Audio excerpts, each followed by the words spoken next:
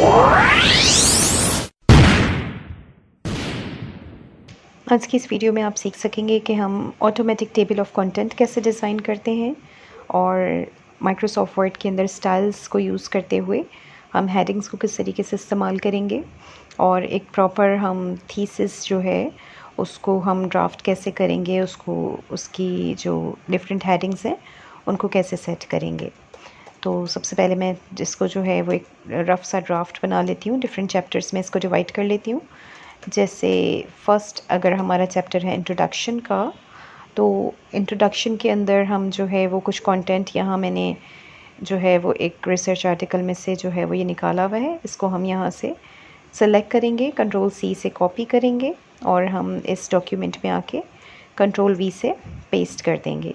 तो हमने ये ऐसे ही एक जो है वो डमी डेटा हमने यहाँ से ले लिया है ताकि हम इसको समझ सकें। चैप्टर नंबर 1 हमने जो है वो इंट्रोडक्शन रखा है, तो इसकी कोई सब हेडिंग हम रख सकते हैं। जैसे फॉर एग्जांपल हमने सब हेडिंग रख दी है ऑब्जेक्टिव्स की। अगेन मैंने डेटा जो था हमारे पास उसको कंट्रोल वी से पेस्ट किया है और इंट्रोडक्शन में ऑब्जेक्टिव्स के बाद हम रिसर्च क्वेश्चंस रख देते हैं एक हेडिंग। रिसर्च क्वेश्चंस की भी एक हम जो है वो पेस्ट कर रही हूँ मैं। उसके बाद हम चैप्टर नंबर 2 कर लेते हैं। चैप्टर नंबर 2 स्टार्ट करने के लिए मैं चाहती हूँ कि ये दूसरे पेज से स्टार्ट हो, तो इसके लिए मुझे क्या करना है, मैं इंसर्ट में आऊँगी। इंसर्ट में आने के बाद यहाँ पर पेज ब्रेक मौजूद है, पेज ब्रेक पे क्लिक करूँगी तो ये देखें नेक्स्ट पेज पर जो है आपका चैप्टर नंबर 2 आ गया है। चैप्टर नंबर 2 के अंदर जो मेन हेडिंग है मेरी, मैं लिटरेचर रिव्यू की दे रही हूँ। लिटरेचर रिव्यू लिखने के बाद मैंने फिर से जो है वो इसको डेटा जो है वो यहाँ पर कॉपी पेस्ट किया है।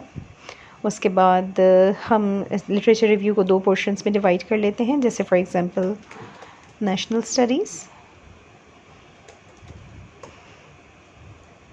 और इंटरनेशनल स्टडीज़, सही है।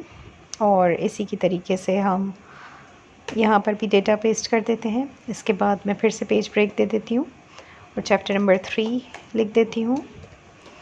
चैप्टर नंबर 3 जैसे फॉर एग्जांपल हमने लिटरेचर रिव्यू सेकंड पे रखा था, तो हम चैप्टर नंबर 3 जो है वो थ्योरेटिकल फ्रेमवर्क का रख लेते हैं। थ्योरेटिकल फ्रेमवर्क में हम डिफरेंट थ्योरीज़ रख सकते हैं। जैसे फॉर एग्जांपल हमारा टॉपिक अगर यूज़र एंड ग्रेटिफिकेशन थ्योरी से रिलेटेड है तो हमने एक हेडिंग ये रख ली। सपोज़ फॉर अ मोमेंट कि एक हमारा टॉपिक जो है वो मीडिया बुलेट थ्योरी से भी रिलेटेड है, तो हमने यहाँ पर दूसरी थ्योरी की हेडिंग दे दी। इसके अलावा एक और थ्योरी कोई भी ले लेते हैं, जैसे फॉर एग्जांपल प्रोपेगेंडा थ्योरी। इस तरीके से हमने डिफरेंट थ्योरीज़ को लिख दिया और इसके बाद फिर से मैंने यहाँ पर पेज ब्रेक दी। चैप्टर 4 पर आ गए हम। चैप्टर नंबर 4 जो है वो मैंने मेथडोलॉजी लिखा। मेथडोलॉजी के अंदर अगेन मुझे इसको डिफ़ाइन करना है, मेथड कौन सा है। इसकी हम सब हेडिंग्स लिख लेते हैं, जैसे फॉर एग्जांपल सैम्पलिंग और इसके अलावा रिस्पोंडेंट इंफॉर्मेशन।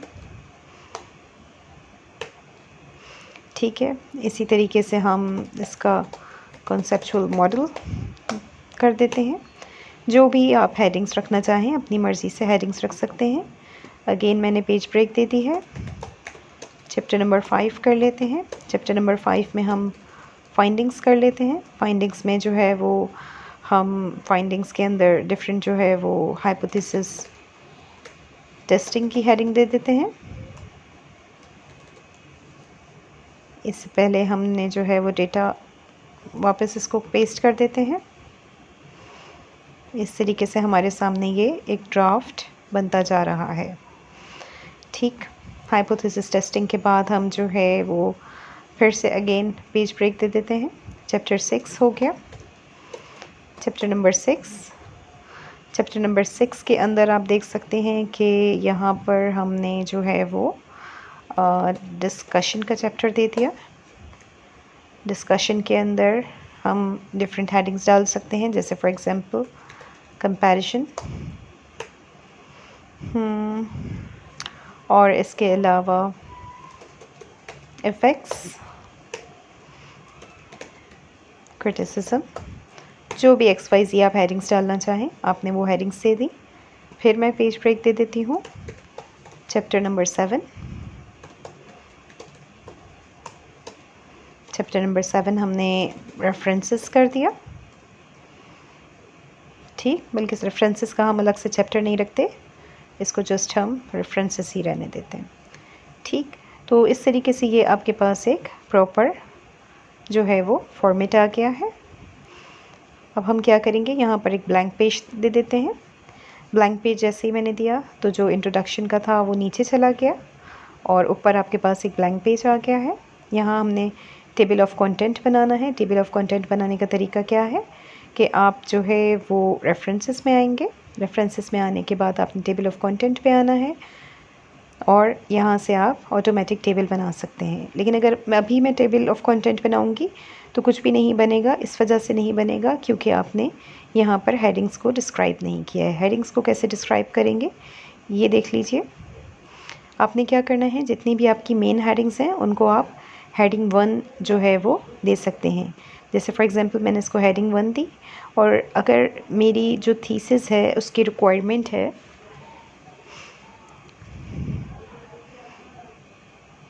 कि जो मेरा जो थीसिस है अगर उसकी रिक्वायरमेंट है कि मुझे जो मेन हेडिंग्स हैं उसको 20 फ़ॉन्ट के अंदर रखना है, टाइम्स न्यू रोमन होनी चाहिए, बोल्ड होनी चाहिए, तो मैं हेडिंग 1 को यहाँ से आके राइट हैंड क्लिक करके मॉडिफाई करूँगी।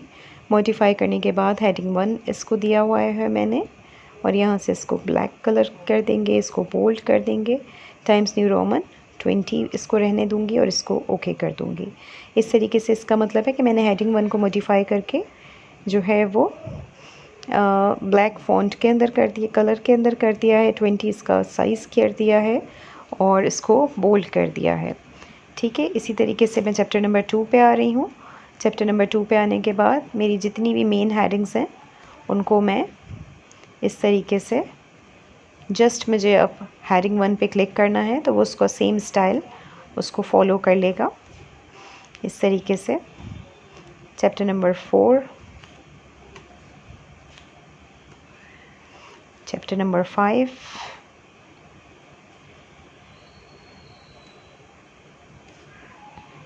चैप्टर 6,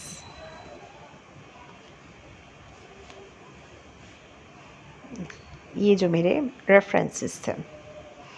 ठीक, ये हमारी मेन हेडिंग्स हो गई। इसके बाद अब जो मेरी सेकेंडरी हेडिंग्स थी उनको मुझे जो है वो हेडिंग 2 के नाम से सेट करना है। हेडिंग 2 कर देते हैं। हेडिंग 2 को अगेन मुझे मॉडिफाई करना पड़ेगा। हेडिंग 2 को मॉडिफाई करके हम इसको बोल्ड कर देते हैं और 18 के बजाय इसका साइज़ मैं 16 कर देती हूँ, टाइम्स न्यू रोमन ही रहने देते हैं, इसको ओके कर देते हैं। बाकी की जितनी भी मेरे पास हेडिंग्स हैं मैं इनको हेडिंग 2 दे देती हूँ।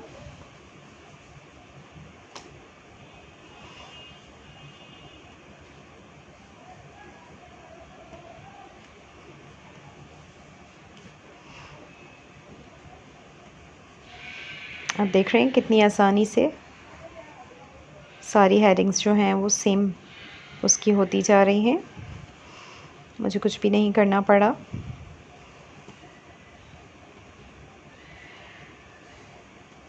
जस्ट मैं क्लिक कर रही हूँ।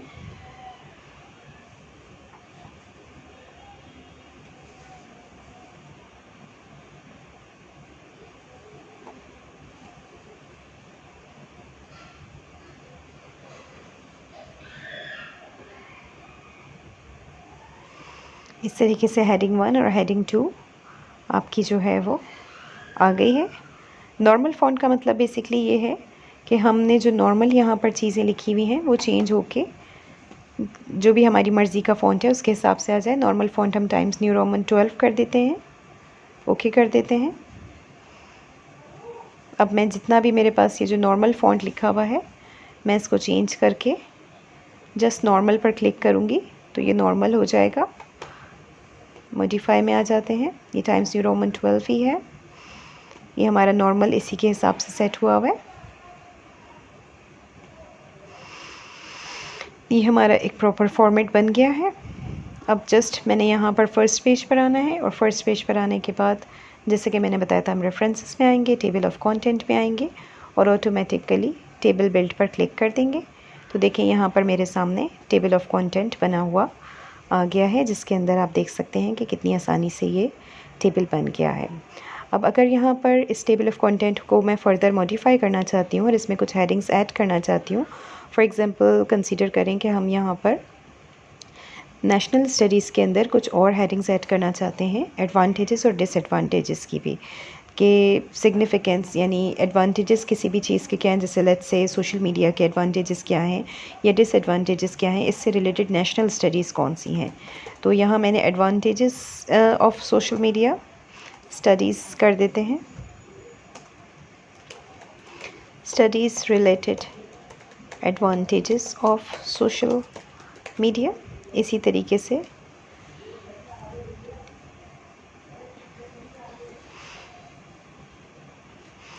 स्टडीज़ रिलेटेड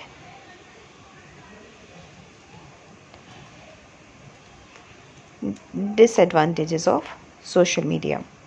तो ये हमारे पास जो है वो एक मैंने डिफरेंट हेडिंग्स दे दिए हैं। ये जो हमने मटेरियल लिया था इसी को कॉपी करके इन हेडिंग्स के अंदर भी मैं पेस्ट कर देती हूँ। थोड़ी देर के लिए कंसीडर करें कि ये हमारी सब हेडिंग्स थी, तो ऑब्वियसली इसका साइज़ जो है वो और कम होना चाहिए। इसकी साइज़ जो है वो हम चेंज कर देते हैं। जैसे हम होम में आ रहे हैं, हेडिंग 3 इसको दे देते हैं। हेडिंग 3 जो है वो यहाँ पर इटैलिक पे सेट हुई हुई है, हम इसको मॉडिफाई कर देते हैं।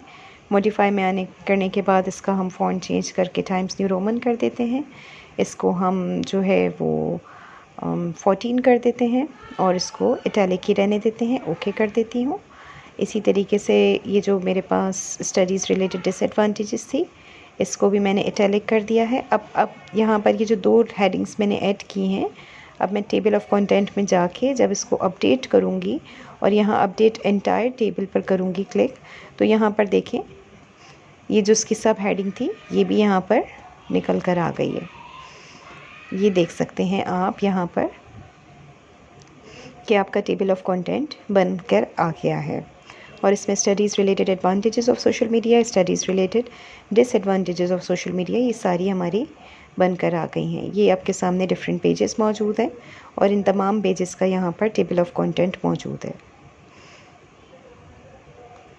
तो ये एक इजी तरीका था जिसकी मदद से आप जो है वो अपना टेबल ऑफ कंटेंट बहुत ईज़िली डिज़ाइन कर सकते हैं।